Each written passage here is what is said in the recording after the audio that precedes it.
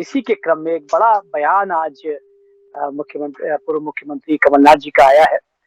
टीकमगढ़ में पत्रकारों से चर्चा करते हुए उन्होंने कहा है कि ज्योतिरादित्य सिंधिया हमको कोई आवश्यकता नहीं है, वो कोई तोप नहीं है। यदि वो तोप होते, इतने बड़े होते, तो वो ग्वालियर और सतना का जो है, मुरैना का महापौर का चुनाव वो नहीं हारते। तो ये ऐसा लगता है कि कहीं अब जो है ये आरोप प्रत्यारोप का दौर शुरू हो गया है। लेकिन ज्योतिरादित्य सिंधिया को फोकस में रखने का कारण क्या है, इस पर हम बातचीत करने के लिए हमारे साथ मौजूद हैं तरुण दीक्षित जी, जो एडवोकेट हैं और राजनीतिक विशेषज्ञ भी हैं। और स्वागत करते हैं तरुण जी। नमस्कार। हमारे साथ में मौजूद हैं द्वारका प्रसाद चौरसिया साहब, जो भाजपा से हैं। साहब आपका भी बहुत स्वागत करते हैं। और हमारे साथ में आनंद तारण जी जो हैं वो मौजूद हैं, उनसे भी बातचीत करेंगे। लेकिन सबसे पहले शुरुआत तनुज जी आपसे। तनुज जी, चूंकि राजनीतिक विशेषज्ञ के रूप में आप चीजों को देखते हैं, चुनाव की सरगर्मियां शुरू हो गई हैं। नवंबर में जो है वो विधानसभा का चुनाव होने हैं और भाजपा और कांग्रेस दोनों ही कमर कस कर तैयार है और मैदान में कूद पड़ी है। लेकिन कमलनाथ का ये जो बयान है, जो ज्योतिरादित्य सिंधिया के बारे में उन्होंने कहा है कि हमें उनकी कोई आवश्यकता नहीं है, क्योंकि अब ये सवाल आपको लगता है कि कहीं न कहीं किसी और संकेत की ओर भी इशारा कर रहा है? नहीं, देखिए, बात आवश्यकता की अगर हम करें तो मैं इतना जानता हूं कि राजनीति में छोटे से छोटे व्यक्ति की बहुत अहमियत होती है। इसीलिए हर राजनीतिक पार्टी जो है अपने छोटे से छोटे कार्यकर्ता को साथ करके बढ़ती है और उन्हीं के साथ कंधे से कंधे मिला करके चलती है। अगर कोई ऐसी टिप्पणी कोई भी बड़े नेता, छोटे नेता किसी नेता के लिए कर रहे हैं आपस में या सामने या दूसरी पार्टी के लिए भी, तो वो टिप्पणी सही नहीं है। मैंने जैसा आपको बताया, राजनीति में छोटे से कहते हैं ना, एक मोहरा भी काम आता है समय पर। तो किस किरदार की क्या भूमिका है और उसकी क्या अहमियत है, ये हम पहले भी देख चुके हैं और आने वाले समय में भी हम देखते रहेंगे। तो ये चीज मुझे थोड़ा सा लगता है कि अहमियत है उस चीज की और निश्चित रूप से वो सही है। जी, एक बार जब सिंधिया जी जो है वो कांग्रेस में थे और उस वक्त मध्य प्रदेश की, आज हम अगर उस वक्त की बात करें तो सिंधिया जी का अपना एक कद रहा है और कहीं न कहीं वो घुटन महसूस कर रहे थे और उन्होंने भाजपा में वो आया। उसके भाजपा के बाद में भाजपा ने उन्हें पूरे सम्मान के साथ में स्थान दिया। लेकिन आपको लगता है कि इस वक्त भी कमलनाथ जी सिंधिया जी का नाम ले रहे हैं, तो उन्हें कहीं कोई लगता है कि शायद सिंधिया जी जो है मध्य प्रदेश में उनके लिए तकलीफदेह हो सकते हैं?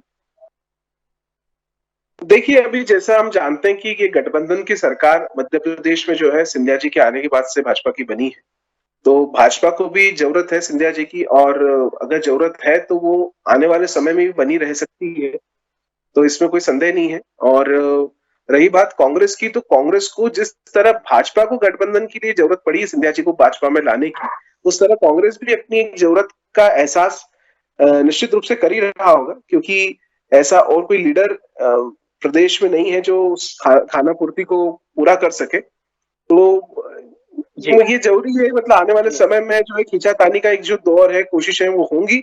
लेकिन अब जो एक बार हाथ से निकल जाती है चीज, वो निकल जाती है, वो दोबारा शायद ही हाथ लगे, नहीं आती है। बिल्कुल सही कहा। द्वारका प्रसाद जी, क्या लगता है कमलनाथ जी का इस वक्त पत्रकारों से चर्चा करते हुए इस बात के ऊपर जोर देना कि सिंधिया कोई तोप नहीं है, ग्वालियर और मुरैना का महापौर चुनाव वो हार गए, यदि तोप होते तो ऐसा क्यों होता, ये कहने की इस वक्त आवश्यकता क्यों पड़ रही है?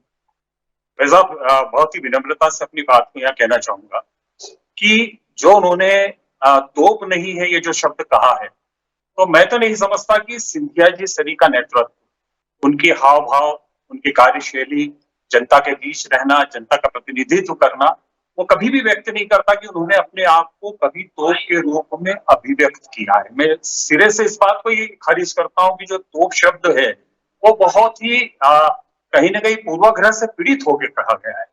इसलिए बहुत विनम्रता से कहना चाहता हूं कि बहुत सरल व्यक्तित्व के रूप में, हाँ, उनका राजघराने से का प्रतिनिधित्व होना एक बड़ी बात है, और उसके बाद इतना सरल सहज व्यक्तित्व के रूप में जनता के बीच जाके कार्य करना, और आज जो वो कार्य कर रहे हैं नरेंद्र मोदी जी के नेतृत्व में, और एक बहुत अच्छे मंत्री के रूप में वो कार्य कर रहे हैं। और जैसा कि अभी भाई साहब कह रहे थे कि गठबंधन शब्द का थोड़ा सा उपयोग किया, मुझे वो थोड़ा सा ठीक नहीं लगता है।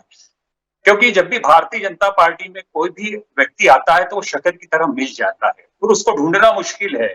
मैं विनम्रता से भाई साहब निवेदन करूंगा कि गठबंधन नहीं है ये, आकर उसमें शक्कर की तरह मिल जाना है।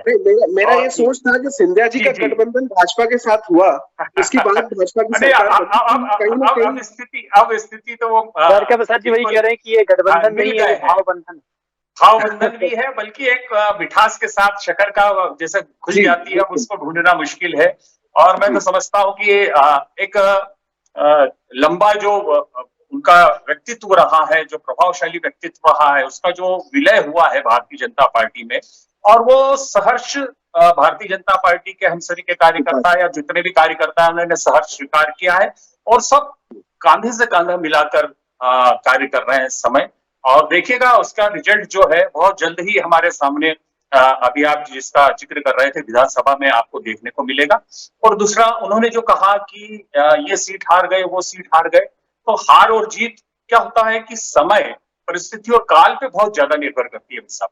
क्योंकि ऐसा देखा गया कि जब हारने और जीतने की बात है तो इंदिरा गांधी जी भी चुनाव हारी है, तो यहाँ हारने जीतने की बात नहीं है, यहाँ पर समय काल परिस्थितियों के हिसाब से चुनाव होते हैं। और दूसरा यह होता है कि जितना छोटा चुनाव होता है उतना वो व्यक्तिगत रूप से होता है थोड़ा सा चुनाव।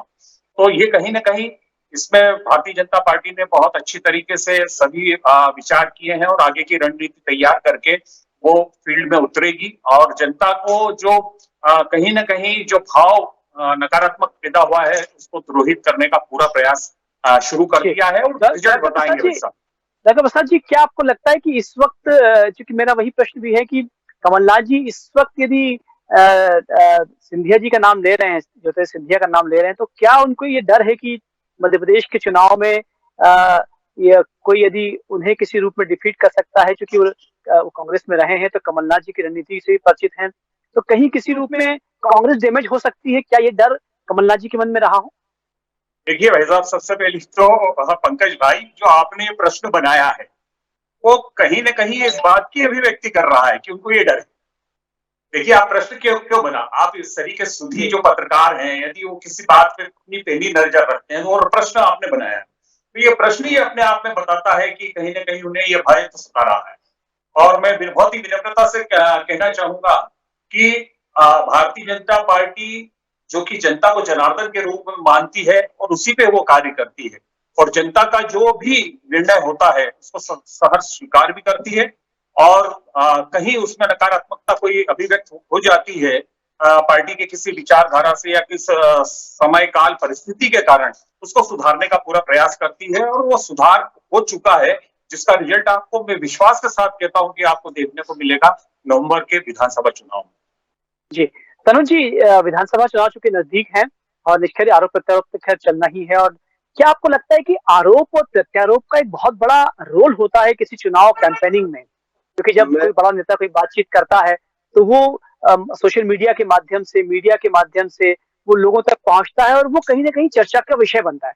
तो आपको लगता है कि आरोप प्रत्यारोप का एक बड़ा रोल है चुनाव प्रक्रिया में?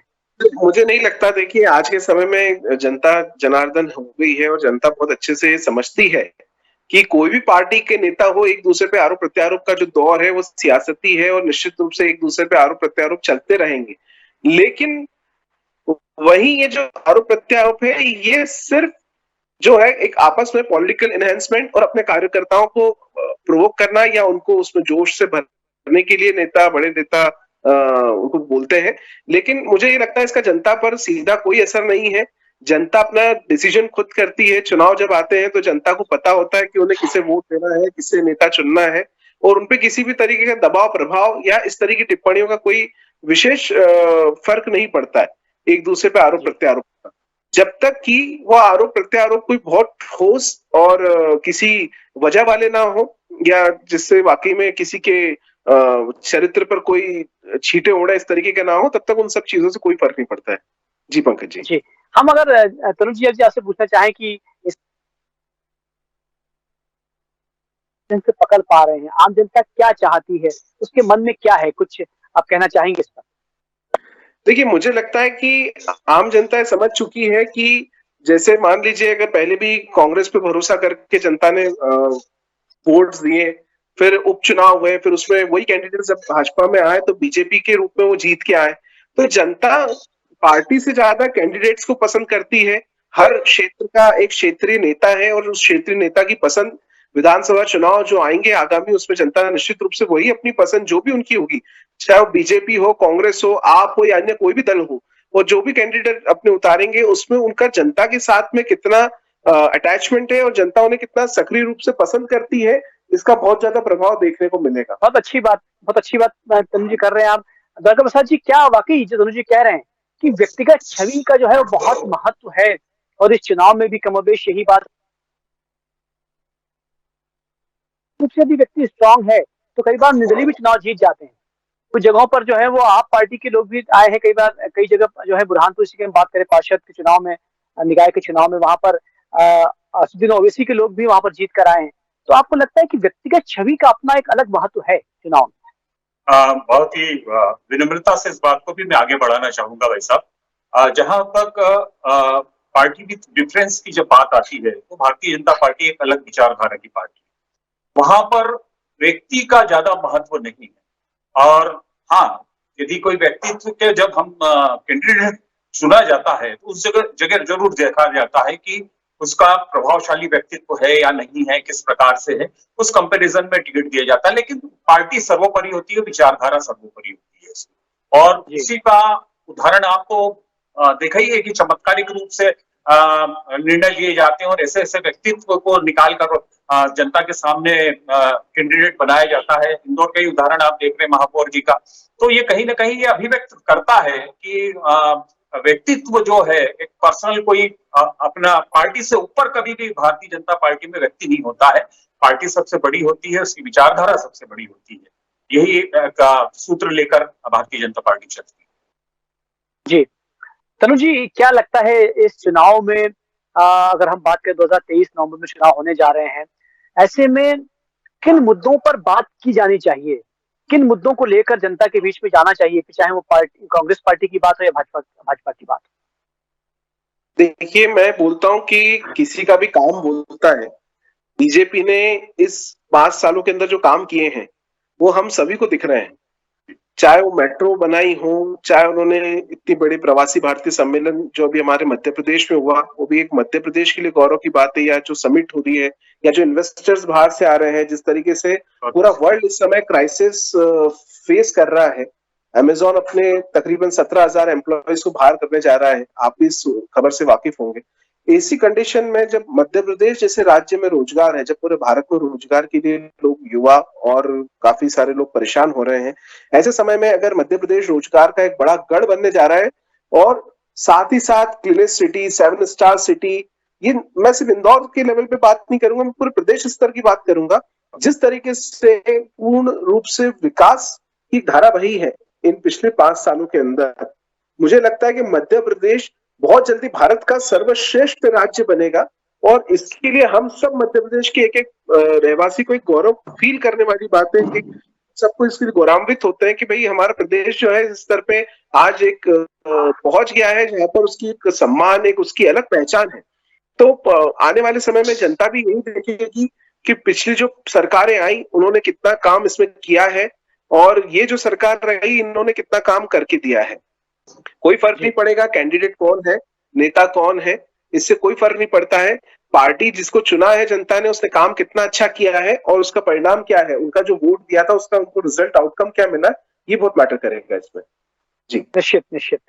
द्वारका प्रसाद जी, समझ चुकी कब है, आनंद तारण जी से जो है वो हमारा संपर्क हो नहीं पा रहा है इस वक्त। द्वारका प्रसाद जी, क्या लगता है आपको, जो कमलनाथ जी ने कहा है, क्या ज्योतिरादित्य सिंधिया उसका जवाब देंगे? क्या उन्हें दिया जाना चाहिए जवाब, और क्या जवाब होना चाहिए उनका? सबसे पहले तो दीक्षित जी को बहुत बहुत साधुवाद देता हूं कि उन्होंने जनता के मन की बात को उन्होंने अभी प्रेषित किया। मैं बहुत बहुत प्रणाम करता हूं, बहुत बहुत साधुवाद देता हूं दीक्षित जी, बहुत बहुत धन्यवाद आपका। और दूसरा जो आपका ये जो प्रश्न है, तो हमारे जो सिंधिया जी हैं, जैसा कि उनका पहले से भी नेचर रहा है, भारतीय जनता पार्टी में जब से वे आ गए हैं, और कहीं ना कहीं भारतीय जनता पार्टी की जो विचारधारा है, जो सरलता, सहजता और जनता का प्रतिनिधित्व करते हुए जनता की बात को सुनना और उसके लिए कार्य करना, उसी पर वो कार्य करते हैं। किसी के प्रकार से किसी तीखी प्रतिक्रिया को मैं नहीं समझता हूं कि कोई बहुत बड़ी वो प्रतिक्रिया व्यक्त करेंगे, और वो कहीं न कहीं जवाब वो नवंबर के विधानसभा चुनाव में देने जा रहे हैं। चलिए, बहुत अच्छी बात है। हमारा विषय यही था कि 2023 का जो चुनाव होगा, क्या इस तरह के आरोप प्रत्यारोप का प्रभाव कहीं उस तक पड़ता है, क्योंकि आम जनता तक जब ये बातचीत पहुंचती है तो आम जनता में भी दलित होती है। बहरहाल क्या वाकई आरोप प्रत्यारोप काम करेंगे, या जो पार्टी ने काम किया हुआ है वो काम करेंगे, या व्यक्तिगत छवि काम करेगी, ये निश्चित रूप से जो है आने वाला समय बताएगा। आप हमसे जुड़े, बहुत सारा धन्यवाद। आप देखते रहिए साधना न्यूज।